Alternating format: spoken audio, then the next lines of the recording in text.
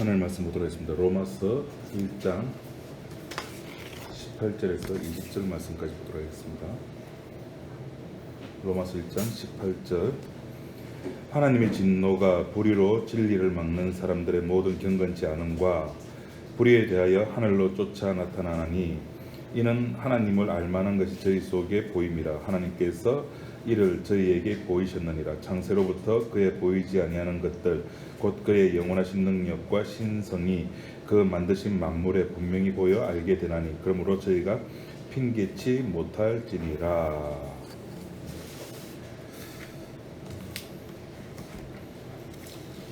코로나로 인해 가지고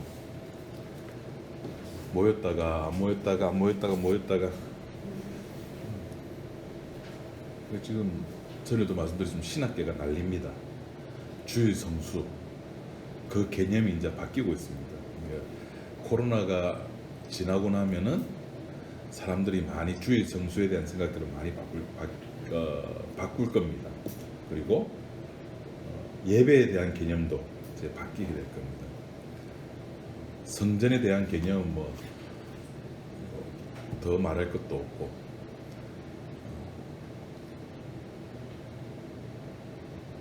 이 말들은 무엇이냐면은 우리가 성경을 바라보고 성경을 읽을 때에 성경은 누구나 읽습니다, 그죠? 성경은 누구나 읽는데 성경 읽는 것이 이렇게 말하면 참 거시기한데 도움이 되느냐는 겁니다. 우리가 드라마를 보든 영화를 보든 음악을 듣든 뮤지컬을 보든 전부 자기가 지금까지 살아왔던 삶의 경험을 토대로 해가지고 나만의 가치관을 가지고 있다, 그죠? 이창섭만의 가치관이 있습니다. 제가 좋아하는 음악들은 따로 있어요. 또 여러분이 좋아하는 음악 따로 있겠죠. 나는 미스터 트롯이 좋아. 나는 임영웅이가 좋아. 나는 나태주가 좋아. 나태주를 아는 게 저는 얼굴도 못 봤는데 시인 이름하고 똑같아가지고 제가 알고 있습니다. 나태주 시인이라고. 들꽃. 오래 보아야 예쁘다. 너도 그렇다. 아주 짠죠.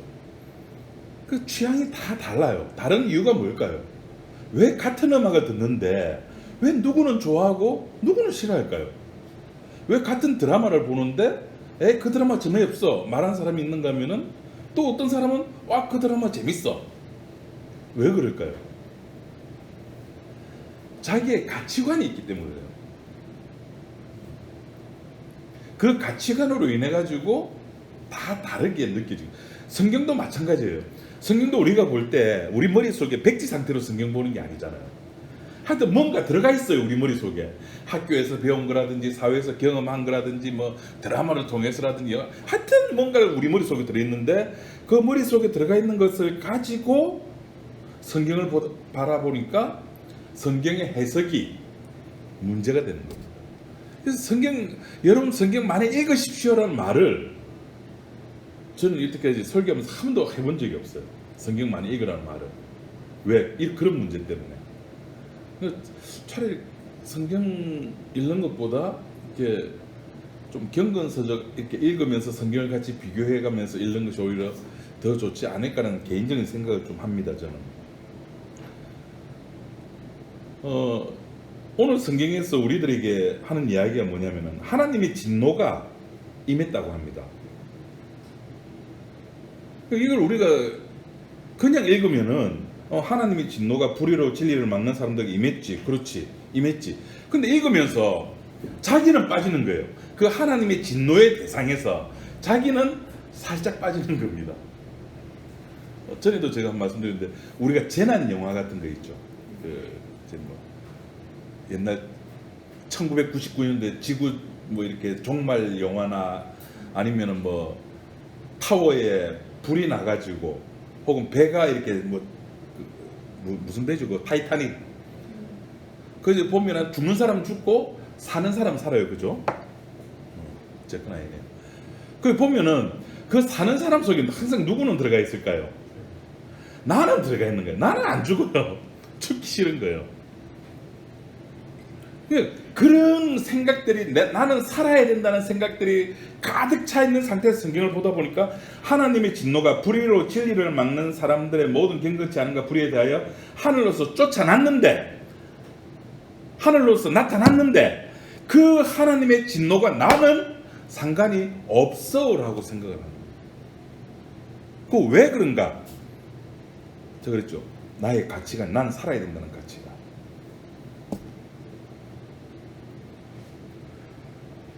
지난 시간에 우리가 뭐 3주 지나가지고 우리 다 까먹었습니다. 그죠? 설교도 유튜브에 올려도 아무도 안 봅니다. 안 듣습니다. 근데 희한한 게 우리 교회 성도들이 12명밖에 안 되는데 16명이 듣고 그래요. 신기해요. 3주 전에 무슨 이야기를 하면 하박국서를 이야기를 했습니다. 근데 제가 이렇게 막 그냥 수박 긋타기 식으로 좀 이렇게 많이 넘어갔습니다. 그게 중요한 게 뭐냐면은 의인은 어떻게 산다고요? 의인은 어떻게 산다고요? 의인은 믿음으로 산다 그랬거든요. 그러니까 그 의인은 믿음으로 말미암아 산다는 그 말이 나오게 된 배경을, 그리고 하박국 3장에 하박국 그 기도로 하나님의 응답을 듣고 나서 하박국의 대답, 반응, 이 골 때리는 거예요. 주여, 그렇다면은, 만약에 주의 계획이 진짜 그렇다면은 속히 부흥시켜 주옵소서. 이 수년 내에 부흥시켜 달라는 겁니다. 그 이야기의 배경들이 지금 하박국이 기도를 합니다. 예루살렘에 가득 차 있는 이 불이, 그 하나님의 율법을 지키지 아니하는 이스라엘을 바라보면서 하나님께 기도를 하는데, 하박국 우리 한번 봅시다. 일장 앞에서 좀 당겨가지고. 자, 하박국 찾는데 좀 시간이 걸릴 겁니다. 그지? 하박국이 신약에 있나 구약에 있나 모르겠다. 중간 사이에 있나. 자, 몇 페이지에 있죠? 오, 역시 권사님. 1302쪽에 하박국 1장에 선지자 하박국의 묵시로 받은 경고라. 여호와여, 내가 부르짖어도 주께서 듣지 아니하시니 어느 때까지리까? 내가 강포로 인하여 외쳐도 주께서 구원치 아니하시나이다. 그 뒤에 3절에 어찌하여 나로 간악을 보게 하시며 패역을 묵도하게 하시나이까? 대적 겁탈과 강포가 내 앞에 있고 변론과 분쟁이 일어났나이다. 지금 이게 무슨 이야기냐면 이스라엘이 엉망이 됐다는 겁니다. 그 엉망이 된 걸 하나님께 기도하는데, 내가 그래도 선지자인데 왜 하나님께서 내 기도를 빨리 들어주지 않습니까? 라는 이야기입니다. 항변하는 거죠. 하나님을 의지하고 말씀대로 의롭게 사는 자들이 세상을 의지하며 사는 자들에게 무시당하고 있는데, 코로나 바이러스가 퍼지더라도 좀 예수 믿는 사람들에게는 안 오면 얼마나 좋아요. 그죠? 굳이 마스크 안 써도 되고. 이건 예수 믿는 사람이나 안 믿는 사람이 똑같이 이렇게 고통을 당하니까 하박국이 지금 하나님께 기도를 해가지고 이런 일이 왜 일어나게 되냐고 따지는 겁니다. 그리고 그 속에서 2절 말씀에 보니까 그 고통받는 사람들 속에서 의인들은, 하나님의 택한 당신의 백성들은 구원해 주십시오라고 기도를 하는 겁니다. 그러니까 단순하게 구원이 아니라, 그러니까 우리가 지금 생각하는 좀 단순하게 죽으면 천국 간다는 식의 구원이 아니라, 이스라엘이 이스라엘답게, 이스라엘이라는 나라가 하나님의 말씀과 하나님의 율법을 제대로 지킬 수 있는 그런 나라가 되게 해달라는 겁니다. 신실한 나라, 진짜 온 백성들이 온전히 하나님만 섬길 수 있는 나라. 거기에 대해서 하나님께서 이제 대답을 해주시는 것이 6절에 나옵니다. 6절 말씀. 보라, 내가 사납고 성급한 백성, 곧 땅의 넓은 곳으로 다니며 자기의 소유 아닌 거 할 곳들을 점령하는 갈대아 사람, 갈대아 바벨론입니다. 갈대아 사람을 일으켰나니, 다시 말해서 지금 그 바벨론을 일으켜 가지고 예루살렘을 홍군이 내주겠다는 겁니다. 갈대아 사람, 바벨론 사람을 일으켜 가지고 하나님께서 말씀하신 비언약적 사고방식에 젖어 있는 악한 자들, 그 바벨론은 그 저기 가로 밖에 존재잖아요. 구약 시계로 보면은 가로 밖에 존재인 그 바벨론을 들어 가지고 언약과는 전혀 상관없는, 그렇죠? 하나님과는 전혀 상관없는 백성 그 바벨론을 들어 가지고 예루살렘을 멸망시키겠다는 겁니다. 그 이야기를 들었어요 지금. 아니 우리 이스라엘 백성들이 좀 하나님 말씀 잘 듣게 해달라 그랬는데 하나님께서 한 수 써가지고 이스라엘을 혼내주겠다는 겁니다. 그 선지자가 그 이야기를 듣고 1장 6절에 있는 이 하나님의 말씀을 듣고 깜짝 놀래가지고 그의 반응이 뭐냐면 2장 1절에 내가 내 파수하는 곳에서 서며 성루에 서리라. 그가 내게 무엇이라 말씀하실는지 기다리고 바라보며 나의 질문에 대하여 어떻게 대답하실지 보로라. 그리고 3절에 이 묵시는 정한 때가 있나니, 하박국에게 지금 그 하나님께서 또 이야기를 합니다. 왜 우리 이스라엘 백성들이 하나님 말씀을 안 듣는 건 맞는데 왜 굳이 그 이방인을 들어서 혼내주시려고 합니까? 거기에 대해서 3절에 이 묵시는 정한 때가 있나니 그 종말이 속히 이르겠고 결코 거짓되지 아니하리라. 비록 더딜지라도 기다리라. 지체되지 않고 반드시 응하리라. 반드시 응한, 하나님께서 약속한 그 약속은 반드시 응한다는 겁니다. 이 응한다는 말이 참 저도 이게 그 원어 분석하기 싫은데 요새는 하도 이제 컴퓨터가 소프트웨어가 잘 돼 있어가지고 그냥 클릭만 하면 그 뜻이 몇 개가 나옵니다. 그러니까 우리가 야 이 미친놈아 라고 말했을 때 그 미친놈아 속에 대화체잖아요, 그죠? 그 미친놈이라는 그 글자가 아니라 대화 속에서 어떤 의미가 있는가를 여러 가지 있죠. 우리가 친근감 안 합니까? 여자분들 왜 친한 친구들끼리 뭐 잘못하면 이 미친년 하죠, 그죠?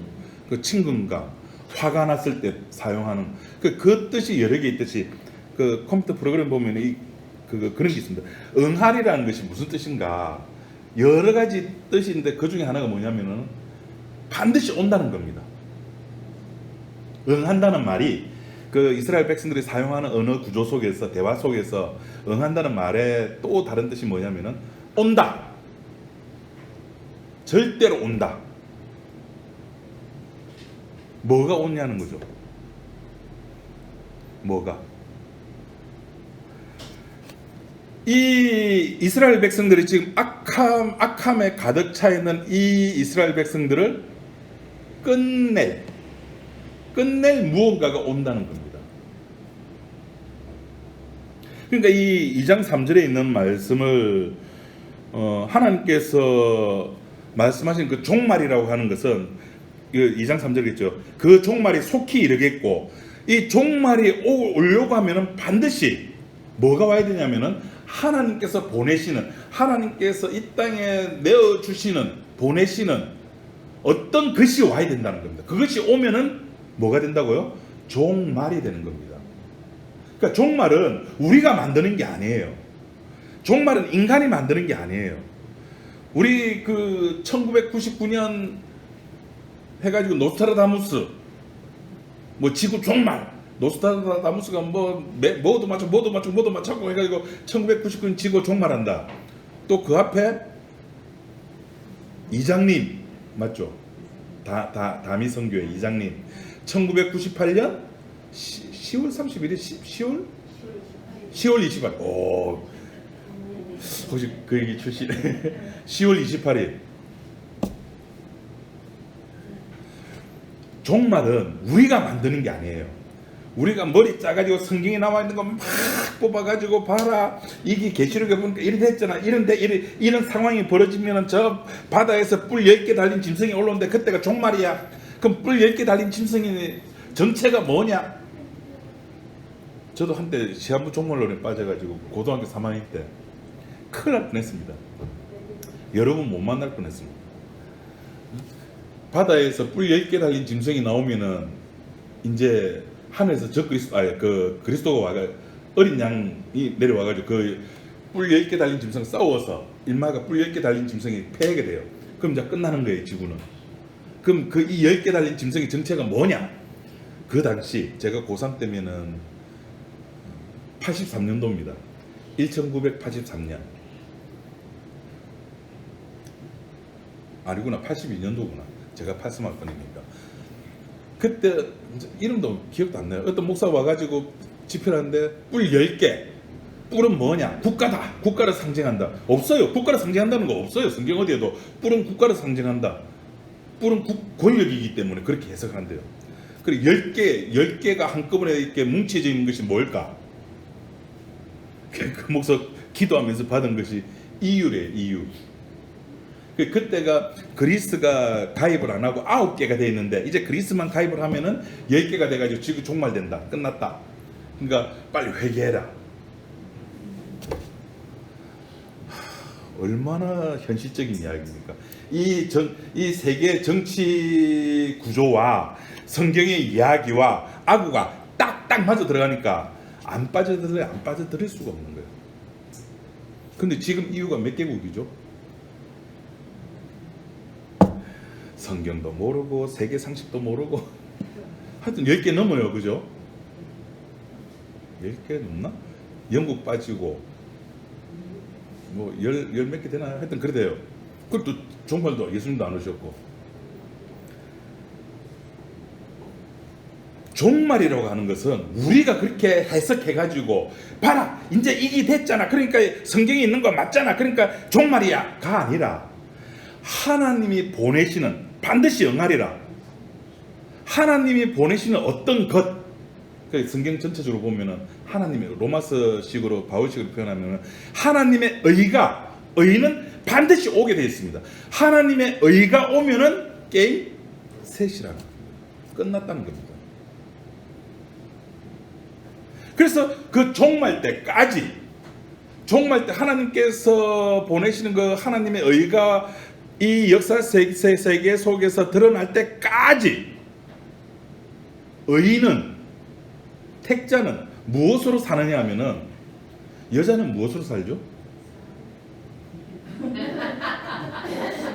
아직까지 감수성이, 여자는 사랑으로 살고 남자는 뭐로 살죠? 집사님, 남자는 뭐로 삽니까? 자존심?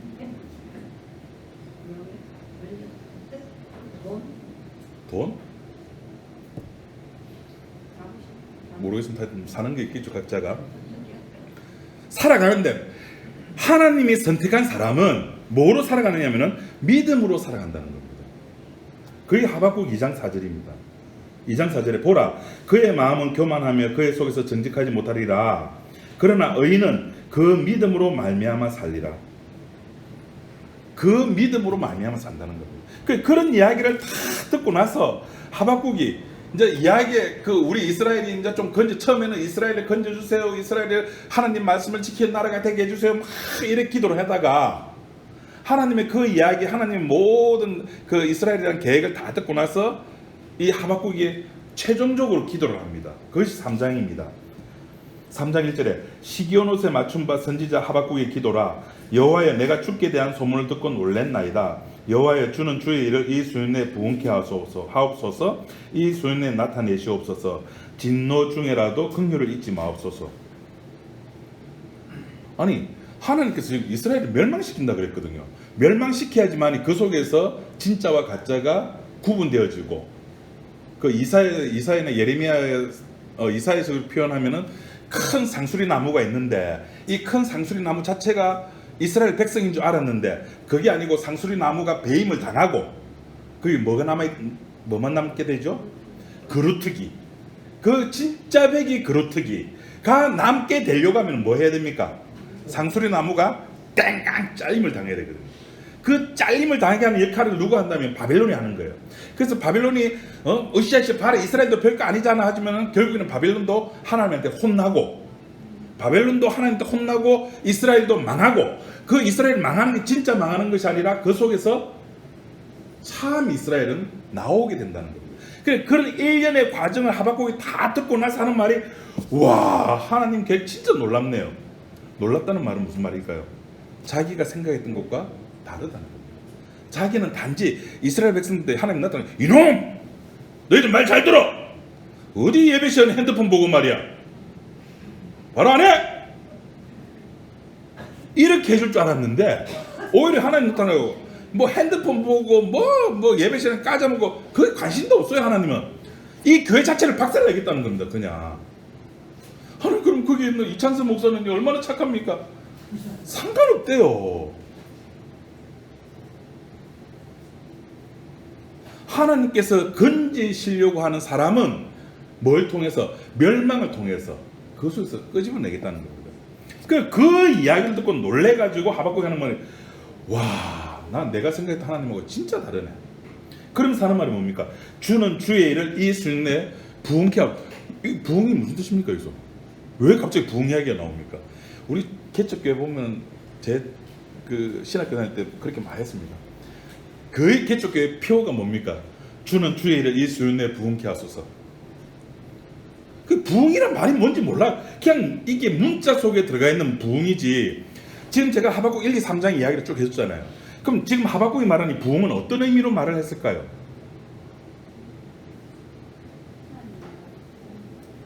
여기서 말하는 부흥, 그리고 좀 뭐 해달라는 이야기입니까? 이스라엘을 빨리 박살내달라는 겁니다.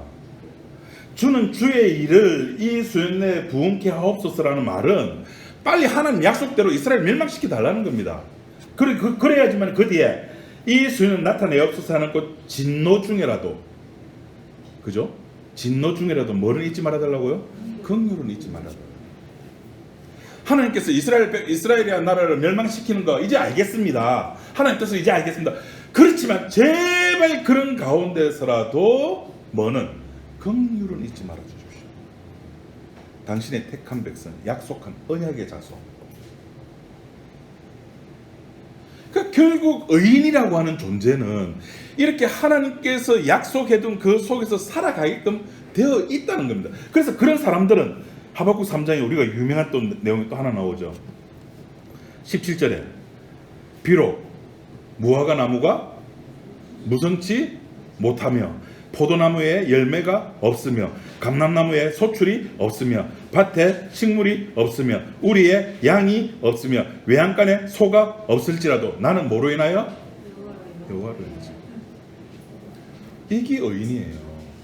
없어도 근데 우리는 있어야 되죠.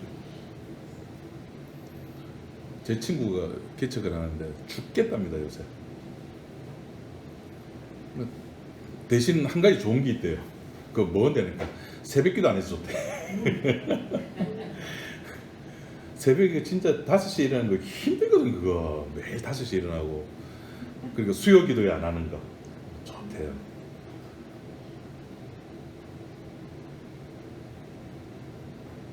이 친구가 하는 말이, 이제 자기는 이제 시골 내려가겠다는 거예요. 시골이나 이제 다른데, 저 명지 쪽에 뭐 교회가 하나 났는데 거기는 뭐 자기가 주변 사람들 밀어주면 그쪽 교회 가면 이제 기존 성도들이 좀 있고 자기 지금 생활을 하는 것보다 좀 괜찮게 될 수 있어서 거기 가든지 시골로 가든지.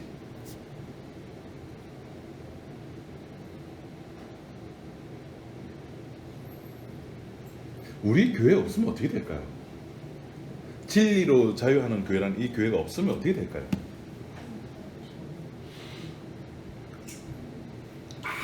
아무 관계 없습니다. 여러분들은 한 0.1% 정도 섭섭해할 거예요. 그런데 쌍족을 들고 환영하시는 분이 한 분 계십니다. 한 분 계십니다. 제가 누구라고 말씀은 안 드리겠는데 지금 웃고 계시는 분이 한 분 계십니다. 진리로 자유하는 교회 없어져도 아무 문제 없습니다. 왜? 복음에는 교회가 나타나는 것이 아니라 복음에는 우리 앞에서 했습니다. 로마서 하면서 복음에는 뭐가 나타난다 그랬습니까? 자, 와 역시 권사님이다. 복음에는 하나님의 의가 나타난다니까요. 복음에는 교회가 나타나는 것이 아니고 열받네 또. 교회가 아니라니까요. 여러분 아시는 거 여러분 그분이 성결교단인가 모르겠다. 그 서울의 성락교회라고 혹시 아십니까? 예, 귀신 쫓아내는 목사님 김기동 목사라고 하세요. 이 양반이 그 배임죄 횡령죄로 해가지고 지금 감옥 살다가 나왔는가는 모르겠습니다. 이 사람이 한 달에 목회 활동비를 하여튼 신문기사 나온 데 보면 5,400만 원을 월 받았대요. 목회 활동비가. 그럼 뭐 한 몇만 명 모이니까 그 정도 받을 수 있겠죠. 그걸 모아둬 가지고 뭐 10억을 만들었다든가 하여튼 그 만들고는 교회가 돈이 필요하다고 만들어 가지고 자기가 모아놓은 돈을 월 6.7%인지 연 6.7%인지 모르겠어요. 빌려주는 교회.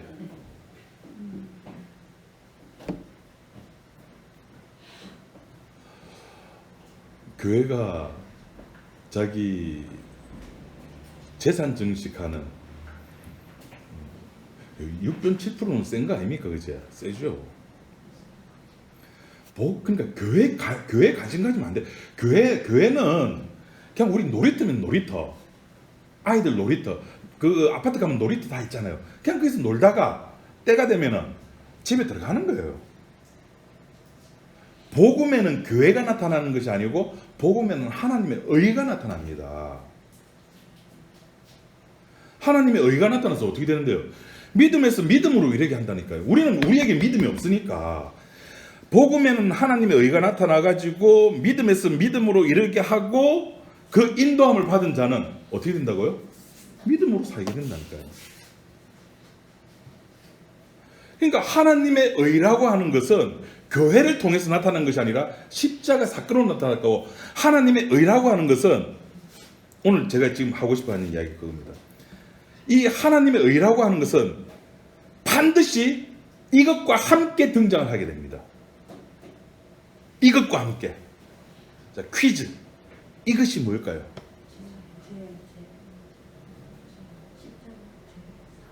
오늘 설교 제목입니다. 하나님의 진노와 함께 나타납니다. 읽었던 아까 18절 우리 로마서 1장 이제 앞으로 들어와 가지고 로마서 1장 18절 보면 하나님의 진노가 해가지고 나왔죠. 하나님의 진노가 해가지고 나왔습니다. 이 말씀은 앞에 17절 말씀과 한번 잠깐 비교해 봅시다. 17절에 누가 한번 읽어봐 주세요. 의가 하나님의 진노가 나타나기 전에 반드시 먼저 나타나야 될 것이 하나님의 의가 나타나야 됩니다. 하나님의 의를 먼저 이야기를 해야 된다는 겁니다. 복음에는 하나님의 의가 믿음으로 계시되었고, 그리고 믿지 않음에 대하여는 그러니까 믿지 않는다는 말은 그 하나님의 그 선택을 받지 못한 비언약적 인간들, 택함받지 못한 인간들은 결국에는 하나님의 진노가 계시되어진다는 겁니다. 이게 제일 극명하게 제일 잘 보여주는 것이 그 창세기 3장이죠. 하나님께서 뱀에게 진노를 내리시면서 그 진노 속에 그 뱀에게만 그 징벌을 내리는 것이 아니라 그 속에 징벌 속에 뭐를 담아 주십니까? 하나님의 약속을 하나님의 의를 담아 주시는 겁니다. 여인의 후손을 보낸다. 그 여인과 여인의 후손이 너와 치열하게 싸움한다. 너는 뱀은 여인의 뒤꿈치를 물고 여인의 후손은 너의 머리를 박살낼 것이다. 하나님의 약속입니다.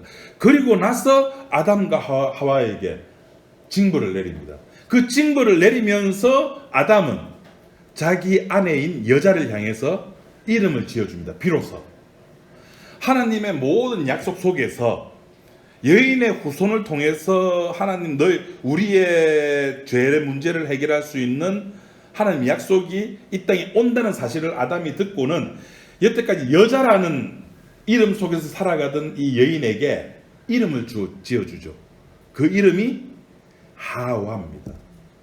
하와가 무슨 뜻이냐면은 생명이라는 뜻입니다. 내가 살 수 있는 것은 당신이다. 그래서 이 하나님의 약속이 주어졌을 때에 아담은 하나님의 진노 가운데서 뭐만 바라보게 됩니까? 이제 하나님의 약속만 바라보고, 그 약속의 표징으로 준 것이 뭐냐면 가죽옷입니다. 자기의 부끄러운 부분을 가릴 수 있는 하나님께서 주신 그 가죽옷. 그러니까 우리는 우리의 부끄러운 부분을 우리 거로는 못 가릅니다. 그러니까 들통이 나는 거예요. 삭개오가 돈 좋아했던 거 들통이 나고, 현장에서 가늠하던 여인이 들통 나고, 그 낮에 물 떨어오던 수가성 여인이 그 자기의 그 부끄러움이 들통 나고, 베드로가 먹고 사는 의식주 문제에 관심이 가득 차 있던 그 모습이 들통이 나고, 모든 것이 들통이 나야지만이, 그 들통이 난다는 말은 뭐냐면 내가 하나님의 진노의 대상이구나 사실을 아는 거예요. 그러니까 하나님의 진노의 대상임을 알고 나니까 이사야가 뭐랬습니까? 와, 큰일 났네. 미치겠네. 우야노. 나 이제 죽었다. 그거밖에 안 나오는 거예요. 내 눈에 보이는 것은 이 땅에 뭐 저걸 먹으면 저 선악과를 먹으면 지혜롭게 하고 뭐 이렇게 뭐 탐스럽게 되고 하나님과 같이 되고, 하나님의 진노가 임하기 전에는 그게 보입니다. 탐스럽기도 하고. 그런데 하나님의 진노가 나를 덮었다는 사실을 인지하는 순간에는 누구와 누구만 남게 됩니까? 하나님과 나만 남게 됩니다. 신 앞에서는 단독자가 됩니다. 그 단독자는 가족의 문제도 다 끊어지 못하고 있어요. 우리 목사님 너무 냉정하다. 냉정한 게 아니라 그 상황 속에서는 그렇게 밖에 될 수가 없는 겁니다.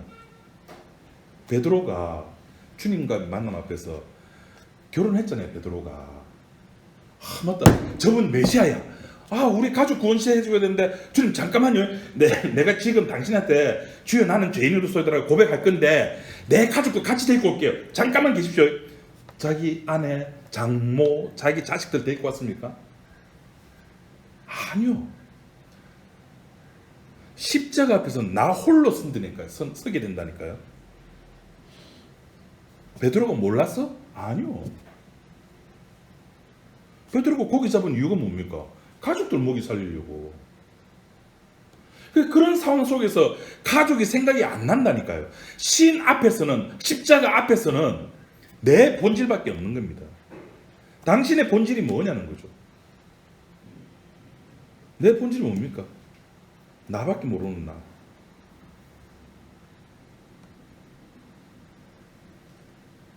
그래서 그 나의 본 모습이 확인되는 순간에는 모든 것이 다 없어지는 겁니다. 그것을 가지고 뭐라 그러냐면 자기 부인이라 그러는 겁니다. 자기 부인. 그것을 가지고 성경에서 로마서 뒤에 나오면 죽었다라고 그러는 겁니다. 내가 육체적으로 죽는 게 죽음이 아니라 그거는 우리는 원래 그렇게 가는 거고, 흙에서 왔으니까 흙으로 가는 거고, 성경이 말하는 죽음이라고 하는 것은 너 하나님 앞에, 신 앞에, 십자가 앞에 네가 서 있는데 네 본 모습이 뭐야? 꺼내놔. 들통나. 근데 그 들통나는 게 너무 부끄러운 거예요.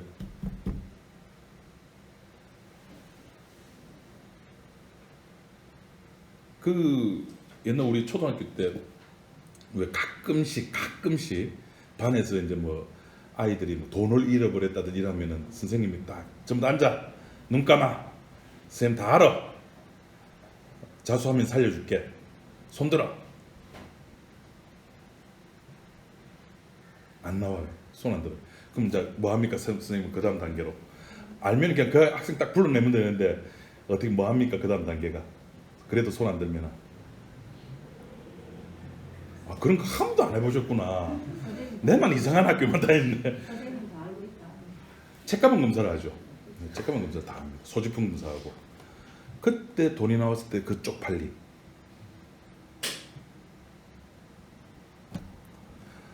제가 한 몇 년 전에, 그러니까 일하기 전에 가끔씩 아내 지갑을 제가 손을 좀 용돈을 적게 주니까 먹을 거는 많고 세상에 맛있는 거는 많고 용돈은 적고. 예? 카드 쓰면은 이게 그냥 카드 쓰면 그냥 모른 체 하면 되는데 꼬박꼬박 따지고 모르니까 그게 싫은 거죠. 그래서 지갑에 손 댔는데 몇 번 모르더라고요. 모르네. 저 사람 모르네. 한 번은 딱 이야기를 하는데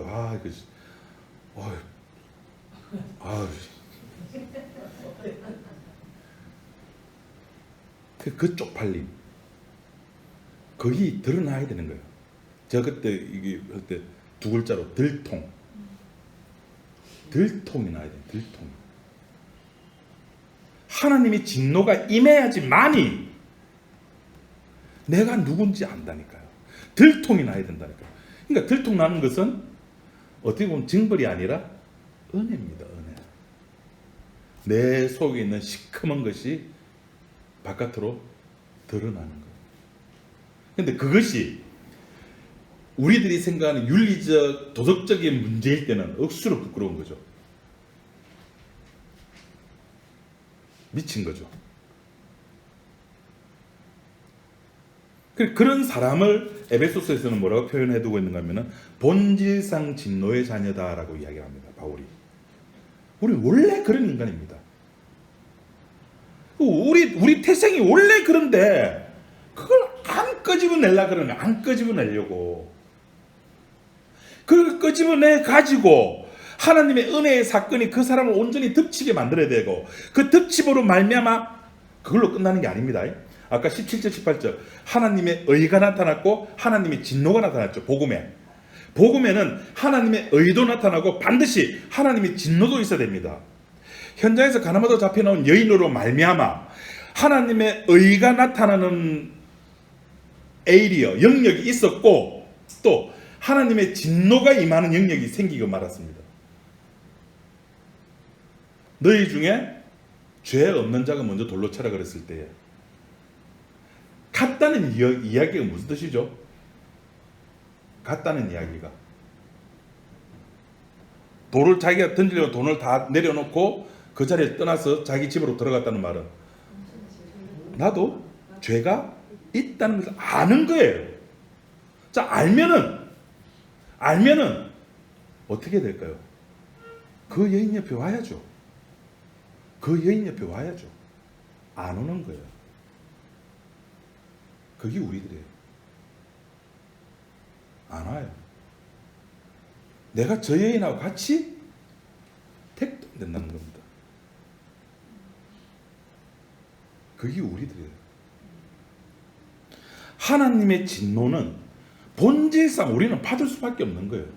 그러니까 우리가 받는 것을 에이씨 내가 왜 하나님의 진노를 받아야 되는데 니 모르나? 몰라. 십자가 봐라. 우리 교회는 십자가가 없어가지고 십자가 봐라. 이게 누가 있노? 아들 예수가 있잖아. 아들 예수가 대신 십자가에서 하나님의 진노를 다 받았잖아. 그 지금 사회혁명하다가 잡혔잖아. 사회혁명하다가 잡혔으면은 예수님의 마지막 십자가에서 달렸을 때 7마디 중에 한마디 엘리 엘리 제가 유일하게 하는 방언입니다. 잘 들어주십시오. 엘리 엘리 모르시죠? 제가 방언을 잘 안 하는데 오늘도 좋아요. 엘리 엘리 라마 사박다니 나의 하나님 어찌하여 나를 버리셨나이까. 아니 사회혁명하다 잡혔다면 왜 그런 말을 하느냐고. 예수님이 버림을 받았다는 건 버림을 진노를 받았다는 진노를 그 아들 예수가 죽은 걸 바라는 거예요. 그걸 보니까 우리가 내가 하나님의 진노의 대상이라는 거예요. 그걸 우리는 모르는 거예요. 모르니까 사도 바울이 하는 말이 하나님 자들 그 고린도 교회에 있는 사람들, 에베소에 있는 사람들, 갈라디아에 있는 교회 하나님의 은혜를 좀 깨닫게 해달라고. 하나님의 은혜를 알게 해 주옵소서란 말은 우리 쉽게 말로 합시다. 하나님 내 죄 들통나게 해주십시오.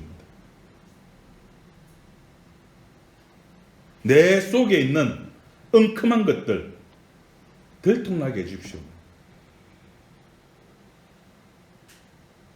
하나님 예배 시간 늦었습니다. 어쩝니까? 죄송합니다. 다음부터 안 늦겠습니다. 이거 말고 내 속에 나만 알고 있는 죄 있잖아요.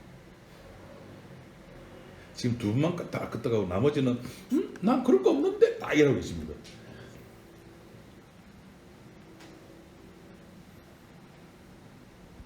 그 하나님의 진노를 받을 때에 우린 그 속에서 십자가의 피와 십자가의 그 능력, 피의 능력을 피로서 깨닫게 되면서 피로서 우리는 찬양이라는 것을 할 수가 있는 겁니다.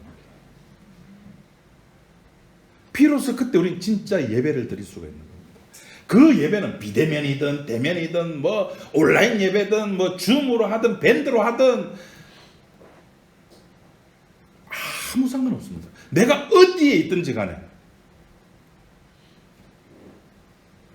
내가 하는 모든 것은 예배가 되며 찬양이 되며 기도가 되며 전도가 되며 선교가 되는 겁니다.